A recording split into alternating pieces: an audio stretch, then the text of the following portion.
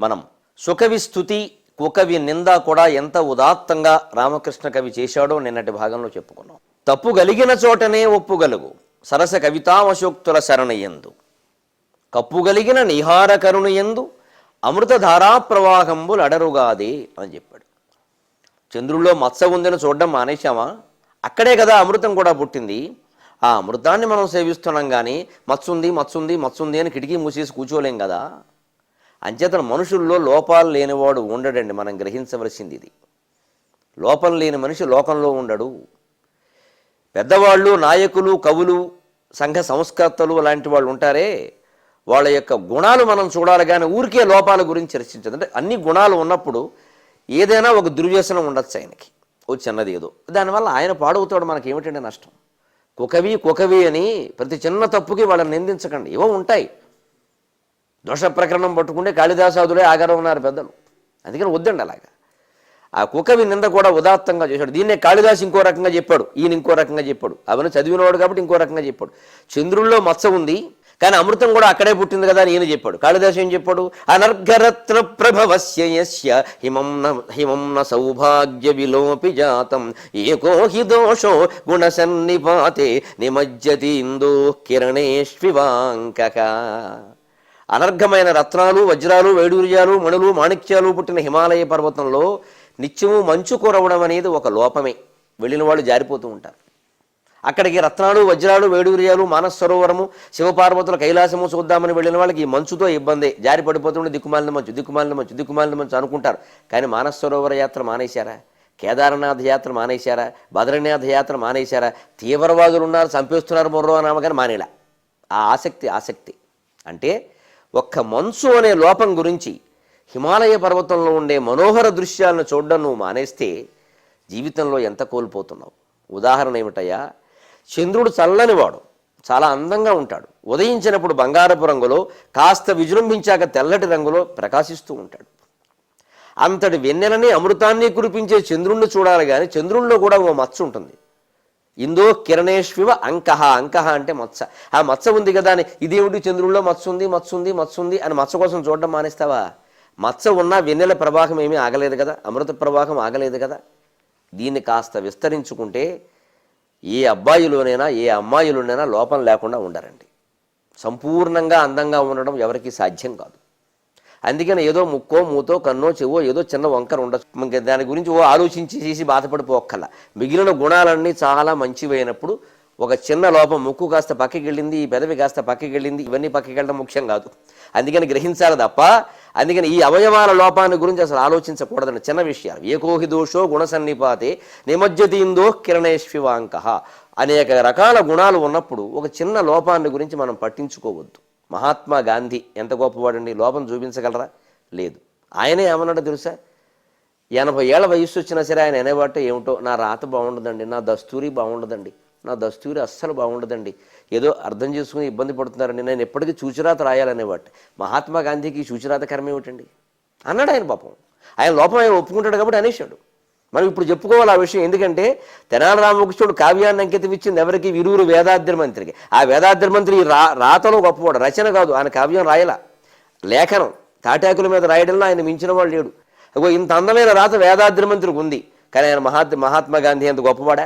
గాంధీ ఎంతో గొప్పవాడు, కానీ రాత బాగోలేదని బాధపడ్డాడే. ఈ రాత బాగుండాలి, ఈ రాత కొంచెం అటు ఇటుగా ఉన్నా పర్వాలా. అది చిన్న చిన్న లోపాలని పెద్దవి చేయొద్దు అని చెప్పడానికి మనం ఈ ఉదాహరణని స్వీకరిద్దాం.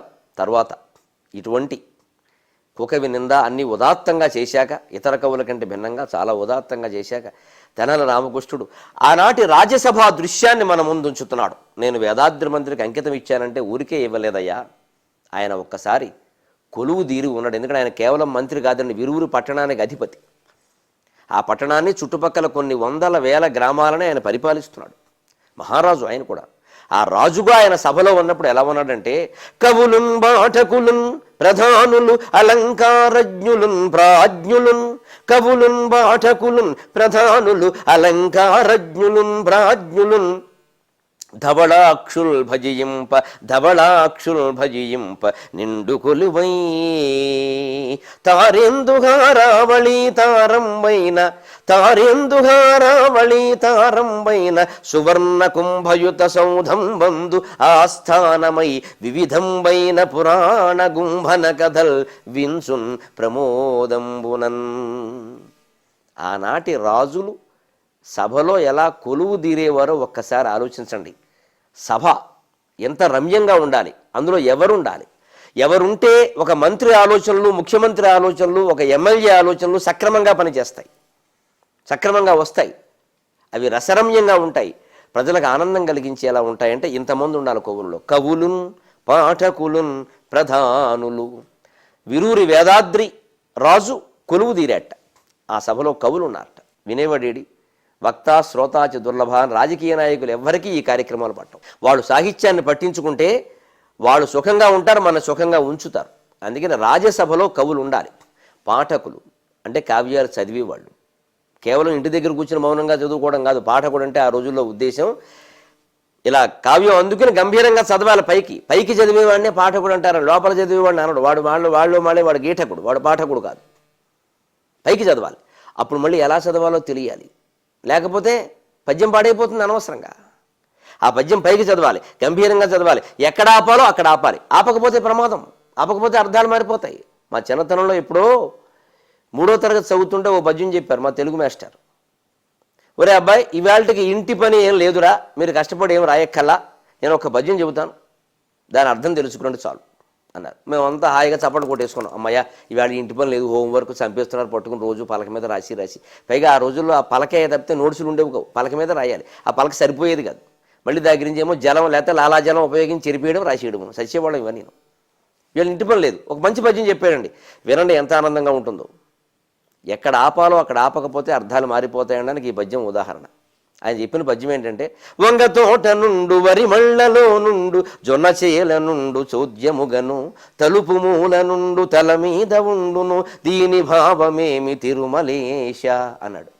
వంగ తోటలో ఉంటుందట, వరి మళ్ళలో అదే ఉంటుందట, జొన్న చేలో కూడా అదే ఉంటుందట, తలుపు మూల అదే ఉంటుందట, తల మీద కూడా అదే ఉంటుందట. ఏమిటంటే ఉండేది మట్టి ఉండాలి అంతే కదా. తలుపు మూల ఓడకపోతే మట్టి ఉంటుంది, తల మీద స్నానం సరిగ్గా చేయకపోతే మట్టి ఉంటుంది. వంగతోటలో మట్టే, వరిమళ్ళలో మట్టే, కానీ మట్టి కాదు దీనికి జవాబు, గట్టి జవాబు ఉంది. మాకు అర్థం కాల. ఏమిటి వంగతోట నుండు వరిమళ్ళలో నుండు జొన్న చేల నుండు చోద్యముగను తలుపు మూల నుండు తల మీద ఉండును దీని భావమేమి తిరుమలేశ అని ఇలాగా చదువుకుంటూ వెళ్ళాం. ఇంటికి వెళ్ళేసరికి పద్యం నోటుకొచ్చింది, అర్థం తెలియలా. స్నానం చేస్తున్నా ఇదే మాట, అన్నం దగ్గర కూర్చున్నా ఇదే పద్యం. ఊరికి గొణుకుతూ ఉంటే మా అమ్మకి ఏమిట్రా అన్నం తినడం మానేసి అవుతున్నావు వెరుకుంక అంటే, పద్యం అమ్మా అన్నాను, నాకు చెప్పరా నేను అర్థం చెబుతానంది. నీకేం తెలుసులే అన్నా, ఎందుకంటే ఆవిడ అప్పటికేమో 2వ తరగతి చదివి మానేసింది. ఆవిడ మనం 3వ తరగతి కదా ఒక క్లాస్ ఎక్కువ, ఆవిడ మన దృష్టిలో అజ్ఞాని. నీకు తెలియదులే అమ్మ, లేదు ఊరుకో అన్నం తినడం మానేసి చదువుతున్నావు, నువ్వు చెప్పు. వంగతోట నుండు వరి మళ్ళలో నుండు జొన్న చేల నుండు చోద్యముగను తలుపు మూల నుండు తల మీద ఉండును దీని భావమేమి తిరుమలేశ అని ఒకసారి 2 సార్లు చదివించుకున్న మా అమ్మ, ఒరే తప్పు చదువుతున్నావురా అంది. నేను తప్పు చదవట్లేదమ్మా, మాస్టర్లా చదివారు అలాగే చదువుతాను. లేదురా మీ మాస్టర్ కూడా తప్పే చదివారా. అదేమిటమ్మా మాస్టర్ని అంటావు, ఆయన మహాపండితుడేరా, కావాలని చదివాడురా, నేను చదువుతాను విను, అందులో ప్రశ్నలు ఏం లేవు నాయన. ఎక్కడ ఏముంటుందో నేను అడగల, ఏది ఎక్కడ ఉంటుందో చెప్పారు, కావాలంటే నేను చదువుతాను విను. నువ్వు ఆపవలసిన చోట ఆపకపోవడం వల్ల నీకు అర్థం కావట్లా, సరిగ్గా ఆపితే అర్థం అవుతుంది. వంగ తోట నుండు వరి మళ్ళలో నుండు, వంగ తోట నుండు అని కూడదు, వంగ తోట నుండు వరి మళ్ళలో నుండు జొన్న చేల నుండు చోద్యముగను తలుపు మూల నుండు తల మీద ఉండును దీని భావమదియే తిరుమలేశ. ఒక్క దెబ్బలో కొట్టేసింది పద్యాన్ని. 2వ తరగతితో చదువు మానేసిన ఆవిడ. ఎంఫిల్ పీహెచ్డీ చేసిన వాళ్ళకి తెలియదు ఈ విషయం. ఇది ఆశ్చర్యకరం. అప్పుడు చదువుకి ఇప్పుడు చదువుకి తేడా. అది తెలివితేటలు పెంచాలి, సంస్కారం పెంచాలి. చదువు అంటే ఊరికే ఒకేబులరీ పెంచడం కాదు, పదజ్ఞానం పెంచడం. వంగ తోట నుండు, వంగ తోట నుండు అనకూడదు, వంగ తోట నుండు. వంకాయ తోటలోనే ఉంటుంది, కొయ్యకపోతే కోస్తే నీ ఇంట్లో ఉంటుంది. వరి మళ్ళీ ఉంటుంది, జొన్న చేలో ఉంటుంది, తలుపు మూలే ఉంటుంది. ఎంత పెద్ద హాలు కట్టినా తలుపు మూల పెడతారు, మధ్యలో పెట్టరు. తల మీదే ఉంటుంది, ఎవరికైనా కింద ఉంటే మనం చేయగలిగింది లేదు. తల ఎప్పుడు మీదే ఉంటుంది కదండి. అంచేత ఏది ఎక్కడుంటుందో చెప్పారు కానీ ఎక్కడ ఏముంటుందని నిన్ను అడగల. ఇది పద్యం అంటే. ఇది ఆపవలసిన వంగ తోట నుండు వరిమళ్ళలో నుండు అని చదివితే అర్థం కావట్లా. కానీ వంగ తోట నుండు వరి మళ్ళలో నుండు జొన్న చేల నుండు చోద్యముగను తలుపు మూల నుండు తల మీద ఉండును దీని భావమధ్యే తిరుమలేశ. తెలిసిపోయింది. ఆపవలసిన చోట ఆపితే అర్థం తెలుస్తుంది, ఆపకూడని చోట ఆపితే అర్థం తెలియకపోగా ఇతర అర్థాలు విపరీత అర్థాలు వస్తాయి. ఇది పాఠకుల లక్షణం. అంటే కవులు పాఠకులు ఎందుకు ఉండాలి సభలో అంటే, వార్తలు చదివే వాళ్ళ దగ్గర నుంచి ఇవాళ మీరు చూస్తే ఎక్కడ ఆపాలో అక్కడ ఆపకపోతే కొంపలు అంటుకుపోతాయి, వేరే అర్థాలు కూడా వచ్చేస్తాయి. అందుకని ఆ ఆపడం తెలియాలి అంటే ఈ పద్య సాహిత్యం చదవాలి. పద్యాన్ని ధ్వని ప్రకారంగా ఎక్కడ ఆపాలో అక్కడ ఆపితేనే సరైన అర్థం వస్తుంది. అందుకని పద్యాలు చదవడం పిల్లలకు అలవాటు చేస్తే ఇంగ్లీష్ మీడియం అయినా సరే తెలుగు పద్యాలు బాగా అలవాటు చేయాలి. సుమతి పద్యాలు వేమన పద్యాలు సరిగ్గా ఉన్నాయా లేదా చూస్తే మన పిల్లలు మంచి పాఠకులుగా తయారవుతారు. ముఖ్యంగా తెలుగు పండితులకి నమస్కారం చేసి చెబుతున్నా, లేకంటే చిన్నవాళ్ళైనా పెద్దవాళ్ళైనా సరే, దయచేసి తరగతి గదుల్లో పద్యాన్ని పైకి చదవండి, వచనం చదివినట్టు చదవకండి, రాగధోరణతో చదవండి, భావయుక్తంగా చదవండి. ఊరికే ఈ రాగాలు ఎందుకు, రాగాలు సంగీతం పెట్టమని మిమ్మల్ని ఎవరు చెప్పాలా, కానీ అందంగా చదవాలి, ఆ భావం ధ్వనించాలి. అందులో ప్రధానులు ఉన్నట్టు అంటే మంత్రులు లాంటి వాళ్ళు. అరే అలంకారజ్ఞులు, ప్రాజ్ఞులు, అలంకార శాస్త్రాలు చదువుకున్నవాడు. అలంకార శాస్త్రం అంటే పూర్వం ఆభరణాలకు సంబంధించిన శాస్త్రం కాదు, సాహిత్యంలో ఉండే అలంకారాలు. మనం నేను చెప్పుకున్నాం దృష్టాంతం, ఉత్ప్రేక్ష, ఉపమాలంకారం, రూపకాలంకారం. ఇది ఒక్కటే కాదు, మొత్తం అలంకార శాస్త్రం అంటే కావ్య నిర్మాణ శాస్త్రం అంతా కూడా. దాన్ని ఇంగ్లీష్లో పొయిటిక్ సైన్స్ అంటారు. సంస్కృతంలో కావ్య మీమాంస అని రాజశేఖరుడు రచించాడు. దండి కావ్యాదర్శం ఉంది, తెలుగులో కావ్యాలంకార సంగ్రహం ఉంది భట్టుమూర్తి పేరు మీద. ఇలా ఎన్నో మనకి సంస్కృతంలో ఇంకా విద్యానాథుడు ప్రతాపరుద్రీయం ఉంది. ఇలా ఎన్నో కావ్య అలంకార శాస్త్రాలు అంటారు వీటి. జగన్నాథ పండితురాయల యొక్క రసగంగాధరం ఉంది. ఇవన్నీ చదివితే, రసగంగాధరం చదివి మనం కవిత్వం రాస్తే అది కూడా రసగంగాధరం, లేదా రసగంగాధరం అవుతుంది మన కవిత్వం, ఎవడో చదవడం. ఇది కావలసింది. ఈ అలంకార శాస్త్రాలు తెలుసున్న వాళ్ళు. అలాగే ప్రాజ్ఞులు అంటే తత్వవేత్తలండి. ప్రాజ్ఞ, అజ్ఞులు కాదు అక్కడ జ్ఞ, అందులో మళ్ళీ బాగా తెలిసిన వారు అంటే జగత్తత్వాన్ని తెలిసినటువంటి వేదాంతులు వాళ్ళు కూడా ఉన్నారు. ఆ పైన ధవళాక్షుల్, ఈ సమన్వయం చూడండి, ఈ సంపుటి కాంబినేషన్. అలంకార శాస్త్రం చదివిన వాళ్ళు ఉన్నారట, మహాతత్వవేత్తలు ఉన్నారట, వాళ్ళ పక్కనే అమ్మాయిలు కూడా ఉన్నారట. అమ్మాయిలు ఏమిటండి? ధవళాక్షులు, తెల్లటి కళ్ళు కలిగిన వాళ్ళు. ఏమిటి తెల్లటి కళ్ళు? కళ్ళు అలా మెరుస్తూ ఉంటాయన్నమాట. ధవళాక్షుల్ భజీయం. ఎందుకంటే అమ్మాయిలు ఎక్కడ? కొన్ని రకాల సేవలకి అమ్మాయిలు ఉంటే చాలా ఆనందంగా ఉంటుంది, అందంగా ఉంటుంది ఆ సభ. అంతేకాదు రసజ్ఞత విషయంలో ఎప్పటికీ కూడా నన్ను అడిగితే స్త్రీలదే పై చేయండి. ఒక మంచి పద్యంలో ఉండేటువంటి రసాన్ని ఆస్వాదించడంలో పురుషుడి కంటే స్త్రీది పై చేయిగా ఉంటుంది, అనుమానం ఏం లేదు. ఈ కార్యక్రమాన్ని చూస్తున్న వాళ్ళలో కూడా, బాగా అభిమానిస్తున్న వాళ్ళలో కూడా స్త్రీలే ఎక్కువ. ఎందుకని? రమణీయమైన కవిత్వానికి, రసమయమైన వాతావరణానికి స్త్రీ ముందు స్పందిస్తుంది, పురుషుడు తర్వాత స్పందిస్తాడు. అందుకని మన సాహిత్యంలో, మన తత్వంలో స్త్రీని తీగతో పోలుస్తారు. పూల తీగ, ఆకులు, చిన్న చిన్న చిగురాకులు, పువ్వులు, ఫలాలు అన్నీ ఉంటాయి. పురుషుడు ఆ తీగ పాకేటువంటి స్తంభానికి ఏముంటాయి? ఏమీ ఉండవు. వేస్తే రంగు ఉంటుంది, లేకపోతే రంగు కూడా ఉండదు. అందుకని స్త్రీకి స్పందనలు ఎక్కువ. ఆ స్పందన కారణంగానే సాహిత్యానికి కూడా, సంగీతానికి కూడా ముందు స్త్రీ హృదయం స్పందిస్తుంది. అందుకని సభలో స్త్రీలు ఉండేవారు. ఇంతమంది ఉండగా నిండు కొలువై తారేందు హారావళి తారంబైన సువర్ణ కుంభయుత సౌధం బంధు. అది కవిత్వానికి ఉండవలసిన వాతావరణం. అది ఊరికే ఎండ మండిపోతూ ఉంటే ఒక షామియానా ఒకటి వేసేసి 4 ఈ డైనింగ్ టేబుల్స్ ఉంటాయి, రేకులండి, చూస్తే ఒళ్ళు మండిపోతూ ఉంటుంది. డైనింగ్ టేబుల్స్కి వాడతారా రేకులు, ఆ రేకులు వాటి మీద కూడా కాగితాలు ఏం లేకుండా వేసేసి ఓ 2 కుర్చీలు, సప్లై కంపెనీ కుర్చీలు పట్టుకొచ్చి వేసేసి కవి సమ్మేళనం అన్నాం. ఏమిటి చదువుతావు? కవి సమ్మేళనం, కవి సమ్మేళనం. అది కోతులు ఆడుకుంటే బాగుంటుంది. అక్కడ కవిత్వం రాదు. కవిత్వం రావాలి అంటే అందమైన సభా నిర్మాణం ఉండాలి, చల్లగా ఉండాలి, హాయిగా ఉండాలి, మనోజ్ఞంగా ఉండాలి, తోరణాలు కట్టాలి. అందుకే తార ఇందు హారావళి తోరంబైన. తార అంటే వెండి, తార అంటే వెండి అండి. ఇందు అంటే చంద్రుడు, హారం అంటే ముత్యాలహారం. వెండి, చంద్రుడు, ముత్యాలహారముతో సమానంగా తారంబైన, తెల్లటి భవనంట. అంటే తెల్లటి సున్నం ఆ భవనానికి వేసి ఉంది, ఆ సౌధం అది. ఆ సున్నం ఎలా ఉంది అంటే వెండంత తెల్లగా, చంద్రునంత తెల్లగా, ముత్యాలహారం అంత తెల్లగా ఉందన్నమాట. తారేందుహారావళి తారంబైన, తారేందుహారావళి ధవళంబైన. వకారప్రాస కదండి. తారేందుహారావళి ధవళంబైన సువర్ణ కుంభయుత సౌధం. ఆ మేడ తెల్లనిది. ఎటువంటి తెల్లనిది అంటే వెండి వలె తెల్లనిది, చందమామ వలె తెల్లనిది, ముత్యాలహారము వలె తెల్లనిది. అటువంటి సౌధంలో మళ్ళీ సువర్ణ కుంభయుత సౌధం, అంతా తెల్లగానే ఉండలేదు, దాని పై భాగంలో బంగారపు కలశం ఉంది. భవనం పైన కలశ స్థాపన చేస్తారు కదండి, ఇప్పటికీ దేవాలయం పైన కలశ స్థాపన అని ప్రత్యేక ముహూర్తం పెడతారు. దానికి శిఖర ప్రతిష్ఠ అంటారు ప్రత్యేకంగా. ఆ శిఖరం మీదే ఆ భవనం యొక్క ప్రతిష్ఠ అంతా ఆధారపడి ఉంటుంది, లేదా అప్రతిష్ఠ ఖాయం. కవుల కోసం ప్రత్యేకంగా భవనం, దానికి బ్రహ్మాండంగా వెండిలాగా, చంద్రుల్లాగా, ముత్యాల హారంలాగా తెల్లని రంగు వేయడం, పైన బంగారపు కలశం ఏర్పాటు చేయడం. అటువంటి సభలో కూర్చున్నట్ట తారంబైన సౌధం మందు ఆస్థానమై కొలువుదీరి కూర్చొని ఏం చేస్తున్నట్ట, కాలిమి కాలేసుకుని అని సిగరెట్ కాల్చుకుంటూ కూర్చోలేదు, విరుగురు మేధాద్రం అంతే. అలా కూర్చుంటే ఎవడు కవిత్వం చెప్పడం. వివిధంబైన పురాణ గుంభన కథల్ విన్సున్ ప్రమోదంబునన్, రకరకాల పురాణాలలో ఉండేటువంటి కథలు వింటున్నట్ట. అంటే మత్స్య పురాణం, మార్కండేయ పురాణం, భవిష్యత్ పురాణం, భాగవత పురాణం, బ్రహ్మ పురాణం, బ్రహ్మాండ పురాణం, బ్రహ్మ వైవర్త పురాణం, వరాహ పురాణం, విష్ణు పురాణం, వాయు పురాణం, వామన పురాణం, అగ్ని పురాణం, నారసింహ పురాణం, పద్మ పురాణం, లింగ పురాణం, గరుడ పురాణం, కూర్మ పురాణం, స్కాంద పురాణం. ఇవి 18 పురాణాలండి. గుర్తుపెట్టుకుందుకు సులభమైన ఉపాయం ఉంది, ఊరికే చెప్పేలేదు నేనేమి, ఇక్కడ మంత్రశక్తి ఏం లేదు. మద్వయం భద్వయం చైవ భ్రత్రయం వ చతుష్టయం అనాపలింగకోస్కాని పురాణాన్ని పృథక్ పృథకు. మన పూర్వ శాస్త్రజ్ఞులు పండితులు ఎంత గొప్పవాళ్ళు అంటే అన్ని పట్టిక చెప్పేసి, అబ్బాయి ఈ పట్టికను గుర్తుపెట్టుకుందుకు ఉపాయం ఇది. మద్వయం, మాతో 2 ఉంటాయి, మత్స్య పురాణం, మార్కండేయ పురాణం. భద్వయం, భా అనే అక్షరంతో 2 మొదలవుతాయి, భవిష్యత్ పురాణం, భాగవత పురాణం, అదే దేవీ భాగవతం. ఆ పైన భ్రత్రయం, బ్రాతో 3 ఉంటాయి, బ్రహ్మపురాణం, బ్రహ్మాండ పురాణం, బ్రహ్మ వైవర్తన పురాణం. చతుష్టయం, వరాహ పురాణం, వాయు పురాణం, విష్ణు పురాణం, వామన పురాణం.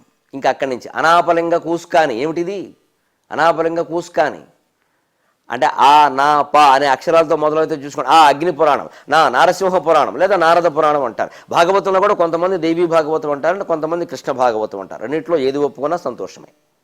అలాగే నారసింహ పురాణం, పద్మ పురాణం. లింగ అంటే లింగ పురాణం ఒకటే కాదు, లిమ్ అంటే లింగ పురాణం, గా అంటే గరుడ పురాణం. అంటే 2 వేరే. ఇవన్నీ సంక్షిప్తాలు, ఎబ్రివేషన్ అంటాం మనం ఇప్పుడు. కూస్కాని, ఏదో కూస్కా అంటే చూసు కాదు, అది కూస్కాని. కు అంటే కూర్మ పురాణం, స్కా అంటే స్కాంద పురాణం. ఇవన్నీ కలిపితే 18 పురాణాలని. ఇలా గుర్తుపెట్టుకుంటే చెప్పడం ఎంత తేలిక. అంతేగాని జ్ఞాపక శక్తి ఉన్నవాడిని అలా అవతార పురుషుడు అనుకోక్కర్లేదండి. ప్రయత్నిస్తే మనకి జ్ఞాపకం ఉంటుంది. అలా మనం ప్రయత్నం చెయ్యం. వాడి గాళ్ళకి దండం పెట్టేస్తే మనకి ఏదో వచ్చేస్తున్నాం, ఏమీ రాదు. మన ప్రయత్నం మనం చేయవలసిందే. అనాపలింగ ఇలా 18 పురాణాల్లో ఉండే రకరకాల కథలు వింటున్నాడు. ముఖ్యంగా స్కాంద పురాణాన్ని వింటున్నాడు. స్కందుడు స్వయంగా ఉపదేశించినటువంటి పురాణం, కుమారస్వామి చెప్పిన పురాణమే స్కాంద పురాణం. స్కందుని చేత ఉపదేశింపబడింది కాబట్టి స్కాంద పురాణం. మన పురాణాల్లోకెల్లా అది చాలా ఎక్కువ, 72,000 శ్లోకాలు ఎన్నో ఉన్నది, చాలా పెద్ద పురాణం అది. అందుకని అటువంటి పురాణ కథలన్నీ వింటూ ప్రమోదంబునన్, రకరకాల కథలు వింటూ ఉంటే ఆయనకు ఒక ఆలోచన వచ్చింది వెంటనే. మనం ఇలా వదిలేస్తే ఎలాగండి, ఎంత గొప్ప విషయం ఉంది ఇందులో. అందుకని మనం ఖచ్చితంగా దీనిలో ఉండే పురాణ కథలను ఎవరినైనా కావ్యంగా రాయమని అడగాలి ఆయన అనుకుంటున్నాడు. ఆ సభలో ఒక్కరిని చూడగానే ఆయన ఆలోచన ఫలించింది. నేను అనుకున్న కథలు కావ్యంగా రాయాలి అంటే అగో ఆయన కనిపిస్తున్నాడే, ఆయన ముఖ్యం. ఎవరాయన? జనసహకారావళి వసంతోత్సవ సూక్తి నిధి అని రాశాడు తెనాలి రామకృష్ణుడు వచనంలో. తన గురించి తాను చెప్పుకున్న ఒక్క మాట, ఆ మాత్రం కూడా చెప్పుకోకపోతే ఎలాగా? జనసహకారావళి వసంతోత్సవ సూక్తి నిధివి అన్నాడు. అంటే ప్రజలు అనే మామిడి చెట్లు, సహకారం అంటే కోఆపరేషన్ కాదండి, సహకారం అంటే మామిడి చెట్టు అని అర్థం. సహకారం అంటే సహకరించడం అనే అర్థం కొత్తగా వచ్చింది.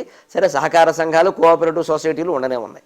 నిజానికి సహకారం అంటే పూర్వం అర్థం ఏంటంటే మామిడి చెట్టు, సహకార వృక్షం అంటే మామిడి చెట్టు. అందుకని బహుశా అందులో ఉండే కారం వల్ల ఏమో ఆవకాయ కూడా కారానికి వాడేస్తున్నాడు దాన్ని, అది అనుకుందాం చమత్కారంగా. అందుకని ప్రజలు అనే మామిడి తోటకి వసంతోత్సవ సూక్తి నిధి. అక్కడ ఈ తెనాలి రామకృష్ణుడు ఉంటే వసంతం వచ్చినట్టే. మామిడి తోట మామూలుగా మామిడి తోట గొప్పది అండి, గున్నమావి చాలా గొప్పది. సీత జానపద గాథలో రాముడు సీతను పోల్చడానికి గున్నమావి ఓలే గుణశాలి మీ వదిన ఏదయ్యా లక్ష్మణ, ఏదయ్యా లక్ష్మణ అంటాడు.